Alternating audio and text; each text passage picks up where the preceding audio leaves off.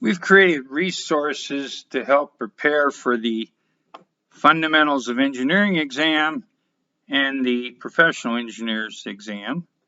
And these resources consist of screencasts and some interactive simulations and some self-study modules.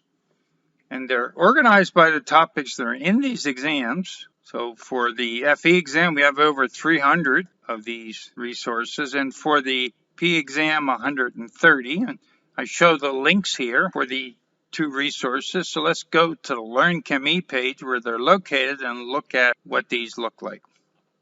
So on the LearnChemE page, in the Students Resources section, we have the Fundamentals of Engineering exam review and the Principles and Practice for the Engineering and Chemical exam review, so for chemical engineers. So the FE exam, if we click on this, we have information about how to study for exams, and then we list the materials by the topics that are on the exam. So what these numbers means, for example, engineering science means there will be 4 to 6 questions on the exam in the area of engineering science, and for fluid mechanics there'll be 8 to 12 questions. And then what we have here are screencasts for one of these topics.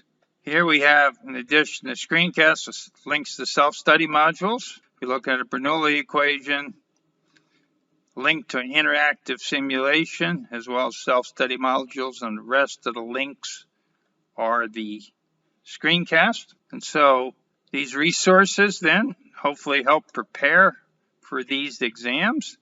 Similarly, if we look at the PE exam, again, we indicate the topics and how many questions are likely to be on each of those topics. And then you can see we have multiple screencasts that we can look at to help us prepare for this exam.